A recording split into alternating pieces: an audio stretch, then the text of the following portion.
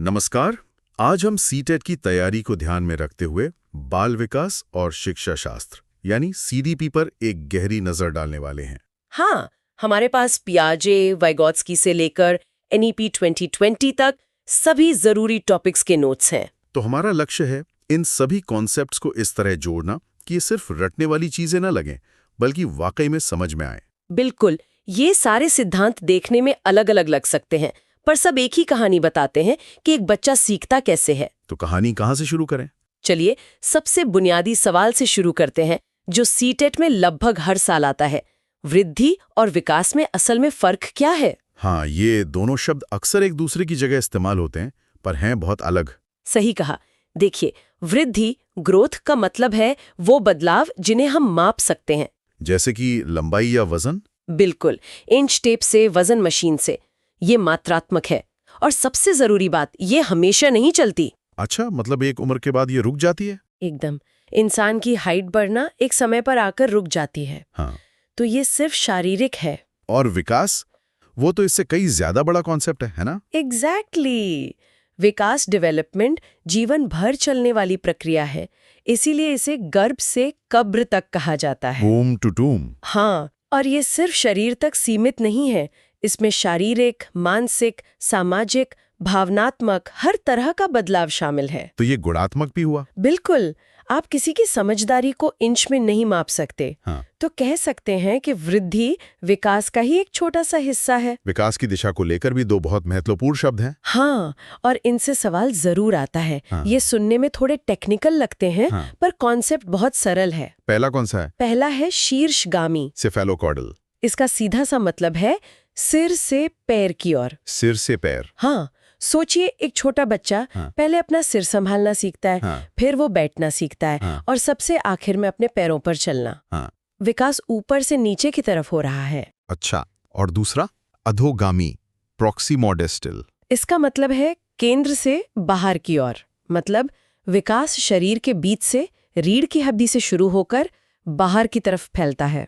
कोई उदाहरण इसका? जैसे बच्चा पहले अपनी पूरी बाहें हिलाना सीखता है और बहुत बाद में उसकी उंगलियों पर वो फाइन कंट्रोल आता है, जिससे वो कोई छोटी चीज उठा सके।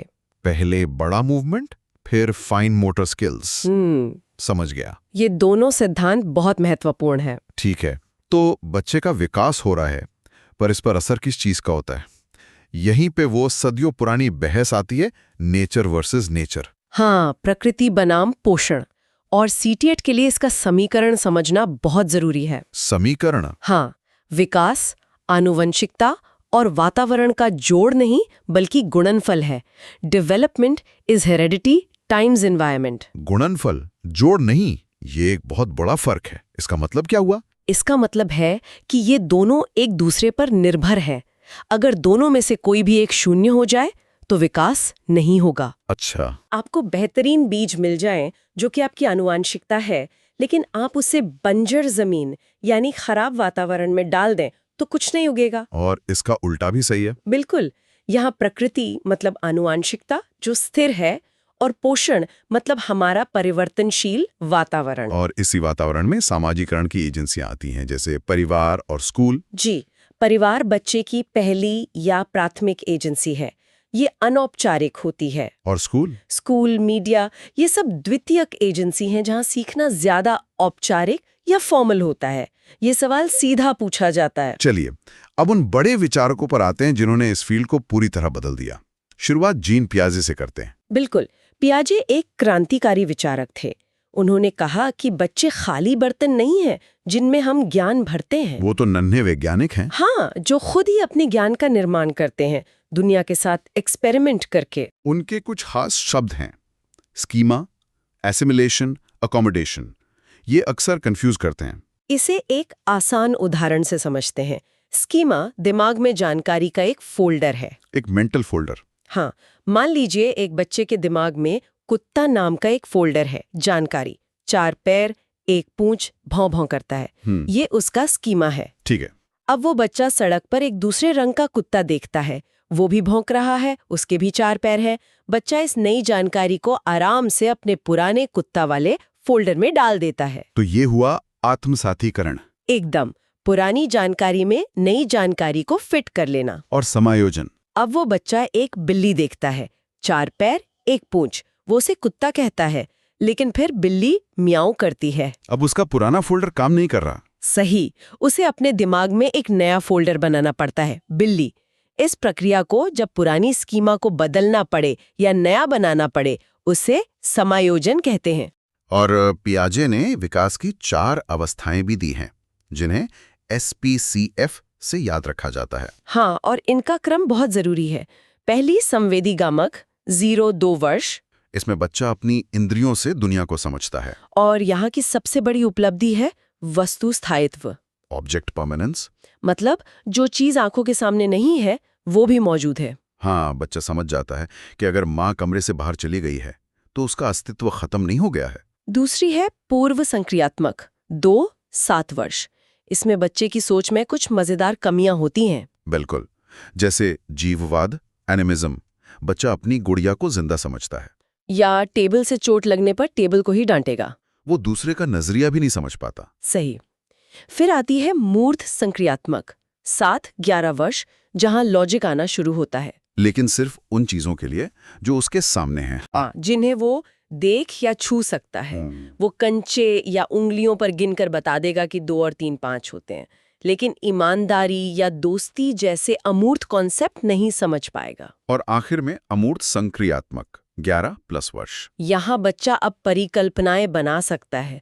वो अगर मगर वाली सोच विकसित कर लेता है। पियाजे का बच्चा एक तरह का अकेला खोज करता लगता है, लेकिन यहीं पर लेव वाइगोत्स्की आते हैं और कहते हैं, 1 मिनट, समाज और संस्कृति का क्या? क्या बात कही। यही दोनों में सबसे बड़ा अंतर है। वाइगोत्स्की के लिए सीखना एक सामाजिक गतिविधि है, अकेले नहीं, दूसरों के साथ बातचीत करके। बिल्कुल। उनके 3 कॉन्सेप्ट्स को समझना बहुत जरूरी है, ZPD, स्कैफोल्डिंग और MKO। ZPD यानी समीपस्थ विकास का क्षेत्र। ये क्या है? ये वो दायरा है जहां सीखना होता है।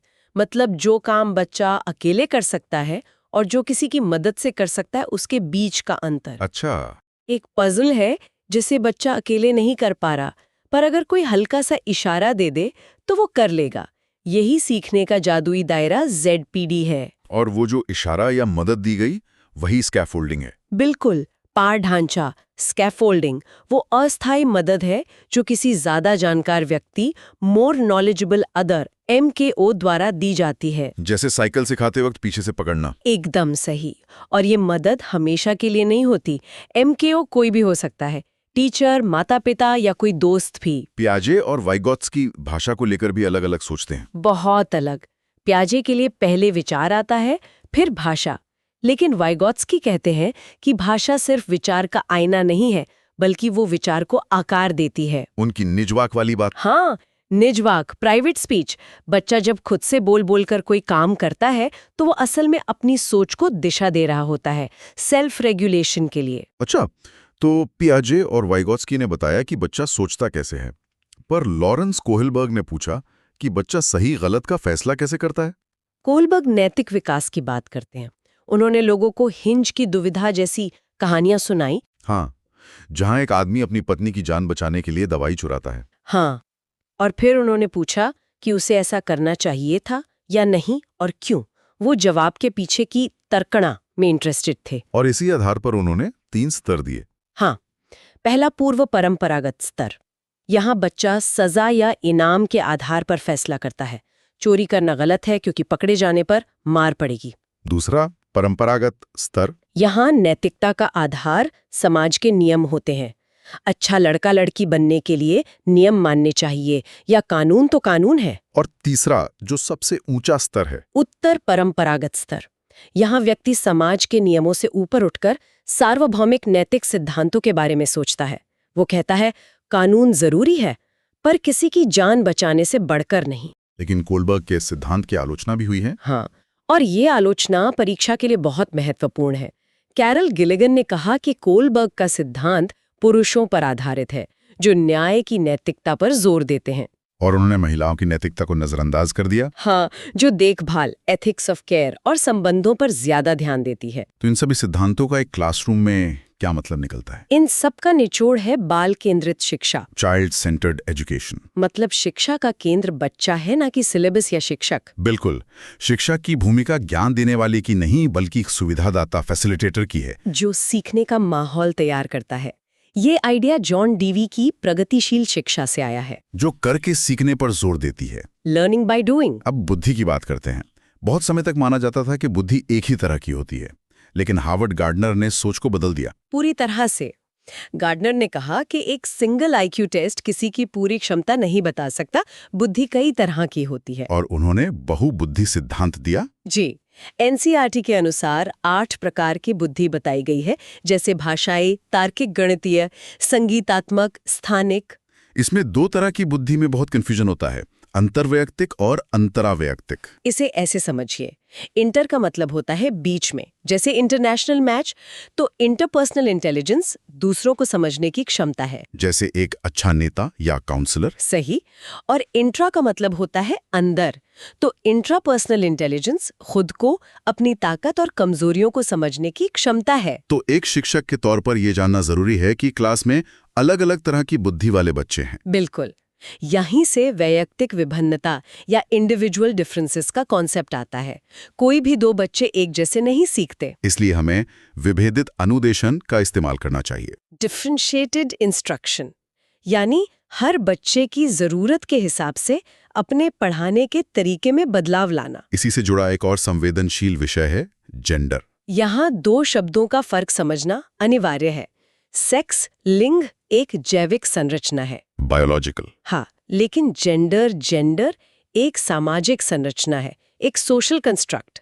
समाज तय करता है कि लड़कों को कैसा होना चाहिए और लड़कियों को कैसा। लड़के रोते नहीं या लड़कियां गणित में कमजोर होती हैं, ये सब जेंडर रूढ़िवादिता है, जिन्हें हमें क्लासरूम में चुनौती देनी है। अब आते हैं आकलन पर। असेसमेंट फॉर, ऑफ और एज लर्निंग, इसमें हमेशा गड़बड़ होती है। इसके लिए शेफ वाला उदाहरण सबसे अच्छा है। जब शेफ सूप बनाते बनाते उसे चख कर देखता है, तो वो है सीखने के लिए आकलन, असेसमेंट फॉर लर्निंग, ताकि उसे और बेहतर बना सके। बिल्कुल, ये सिखाने के दौरान होता है, सुधार के लिए। और जब मेहमान सूप पीकर बताते हैं कि वो कैसा बना, वो है सीखने का आकलन, असेसमेंट ऑफ लर्निंग। ये सिखाने के बाद होता है, ग्रेड या जजमेंट देने के लिए। और एक तीसरा भी है, सीखने के रूप में आकलन, असेसमेंट इज लर्निंग, जहां बच्चा खुद अपने काम का आकलन करता है। इन सभी विचारों को आज की शिक्षा व्यवस्था में कैसे लाया जा रहा है? यहीं पर समावेशी शिक्षा का रोल आता है। समावेशी शिक्षा का एक ही मूल मंत्र है, सिस्टम बच्चे के लिए बदलेगा, बच्चा सिस्टम के लिए नहीं। ये बहुत बड़ी बात है। मतलब हमें हर तरह के बच्चे को, चाहे उसे कोई भी अक्षमता हो, एक ही स्कूल में एक साथ पढ़ाना है। और यहाँ समता का विचार समानता से ज्यादा महत्वपूर्ण है। बिल्कुल। समानता का मतलब है सबको एक ही चीज देना।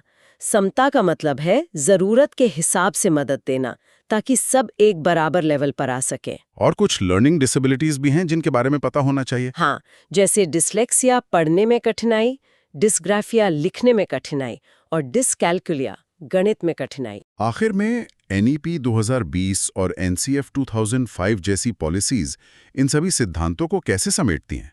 एनसीएफ 2005 का मूल विचार था बिना बोझ के सीखना और ज्ञान को रटने की जगह असल जिंदगी से जोड़ना। और एनईपी 2020? एनईपी 2020 इसी को आगे बढ़ाती है। उसने 10+2 के पुराने स्ट्रक्चर को बदलकर 5+3+3+4 कर दिया है, जिसमें शुरुआती 5 साल खेल और गतिविधि आधारित हैं। जी, जो पियाजे और वाइगोत्स्की के विचारों का सीधा सीधा असर दिखाता है। और एक आखिरी कॉन्सेप्ट है संज्ञान और संवेग का, यानी हमारी सोच और हमारी भावनाएं। पहले माना जाता था कि ये दोनों अलग अलग हैं, लेकिन अब हम जानते हैं कि संज्ञान और संवेग एक दूसरे से गहरे जुड़े हुए हैं। अगर एक बच्चा क्लास में डरा हुआ या दुखी है तो वो सीख नहीं पाएगा। उसका दिमाग नई जानकारी के लिए खुला ही नहीं होगा। एक सकारात्मक माहौल सीखने की पहली शर्त है, और बच्चों की गलतियों को उनकी सोच की खिड़की मानना चाहिए, ना कि असफलता। तो ये थी बाल विकास और शिक्षा शास्त्र के कुछ सबसे महत्वपूर्ण विचारों की एक यात्रा। हमने देखा कि कैसे अलग अलग सिद्धांत मिलकर एक बच्चे के सीखने की एक पूरी तस्वीर बनाते हैं। अब लिसनर्स के सोचने के लिए एक सवाल छोड़ते हैं। हमने पियाजे के नन्हे वैज्ञानिक की बात की जो अकेले ज्ञान बनाता है, और हमने वाइगॉत्स्की के